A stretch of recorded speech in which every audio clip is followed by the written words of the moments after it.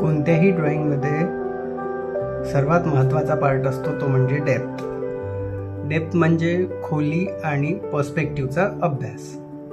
तुम्ही कितीही चांगलं ड्रॉइंग करा, पण ड्रॉइंगमध्ये डेप्थ नसेल, पर्स्पेक्टिव्ह नसेल तर ते ड्रॉइंग खूप फ्लॅट वाटेल, म्हणजे काही त्याला अर्थच राहणार नाही. आजच्या व्हिडिओमध्ये आपण आज डेप्थ ड्रॉइंगमध्ये कशी आणायची हे आज शिकणार आहोत. अरे टेन्शन नाही लेने का, आपण आहे ना. खूप वर्षाआधी मी एक लँडस्केप केलं होतं आणि तेव्हा काही कारणास्तव कंप्लीट करता आलं नाही. घरात साफसफाई करताना मला ते लँडस्केप माझ्या परत हाताला लागलं, तर ब्लॅक पेननी आपण कंप्लीट करूया ते.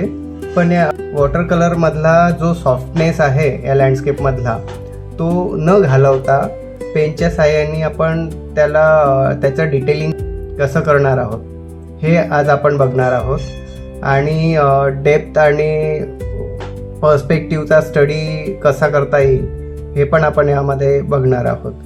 तर मला असं वाटतं की आर्टवर्क हे कितीही जुनं असलं तरी त्याची स्टोरी कधीही संपत नाही आणि ती जुनी पण होत नाही. कदाचित म्हणूनच हे पेंटिंग परत माझ्याकडे आलं असावं असं मला वाटतंय. तर चला, जुन्या अपूर्ण राहिलेल्या लँडस्केपला नवीन रूप कसं देता येईल. आता तुम्ही ड्रॉइंग एन्जॉय करा आणि पेननी मी हे वर्क कसं डिटेल आणि छोट्या छोट्या गोष्टींमुळं जिवंत कसं करता येईल ते आपण बघूया. चला तर मग. शाबाश बेटा.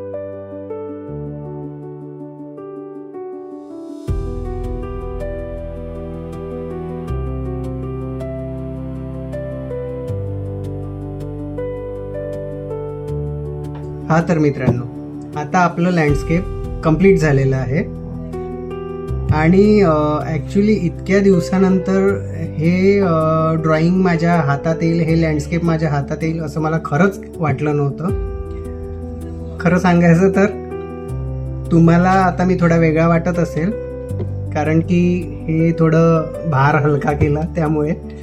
ये सब क्या देखना पड़ रहा है. अच्छा है मैं अंधा हूँ. आणि ड्रॉइंगबद्दल बोलूया. वॉटर कलरच्या सॉफ्ट फीलसोबत पेनवर्कच्या फाईन लाईन्स आणि डिटेलिंगमुळे या लँडस्केपला एक वेगळंच डेप्थ आलेली आहे. आणि मला सगळ्यात जास्त आवडलं ते म्हणजे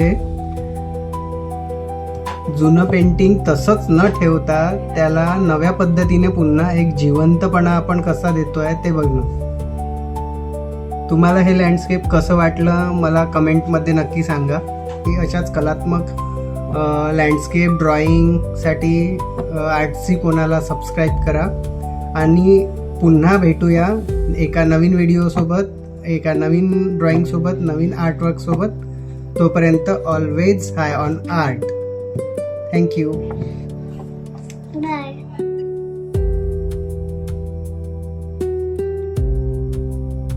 लाईक करा, सबस्क्राईब